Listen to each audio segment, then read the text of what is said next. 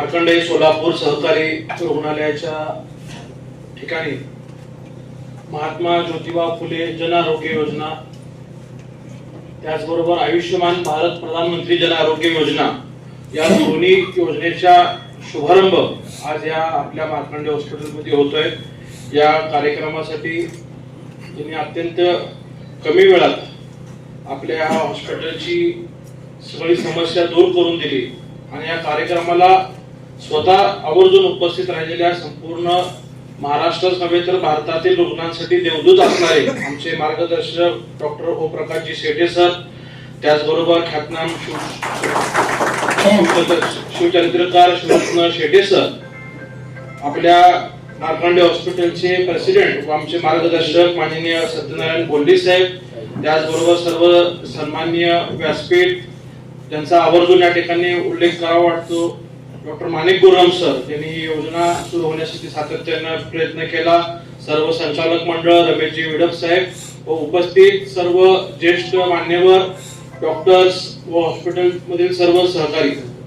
आज या हॉस्पिटलच्या कार्यक्रमात या भागाचा आमदार म्हणून उपस्थित राहून मी प्रथमच आपल्या सगळ्यांशी संवाद साधतोय। सर्वप्रथम आपल्या सगळ्यांचा मी मनापासून आभार व्यक्त करतो। कालच्या विधानसभेला आपण सर्वजण संघटित झालात आणि मला विजयी करण्यासाठी आपण कुठल्याही जातीपातीच्या राजकारणात न अडकता, कुठल्याही पक्षाच्या चौकटीत न राहता सर्वांनी एकसंघ राहून माझ्यासारख्या नवख्या उमेदवाराला या ठिकाणी काम करण्याची संधी दिली।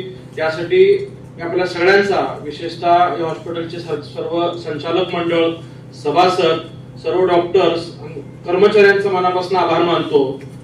आपण पाहिलं की आता आदरणीय बोल्ली साहेबांनी मनोगतामध्ये या हॉस्पिटलचा सर्व यापूर्वीचा इतिहास त्यांनी आवर्जून सांगितला।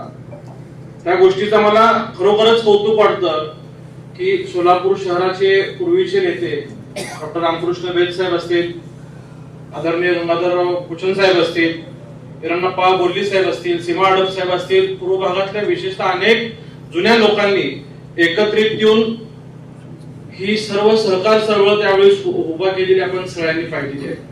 पद्मश्री शिक्षण संस्थेचा उल्लेख करायचा झाला तर 100-125 वर्षापूर्वी ती संस्था त्या ठिकाणी आपल्या पूर्वजांनी सुरू केली। अनेक बँका असतील, अनेक कोऑपरेटिव्ह मुवमेंट्स असतील, हे त्यावेळीच झाले। विशेषतः पूर्व भागात यंत्रमाग किंवा हातमाग, बिडी कामगार मोठ्या प्रमाणात श्रमिक वर्ग असल्यामुळे त्यावेळीच्या आरोग्याची परिस्थिती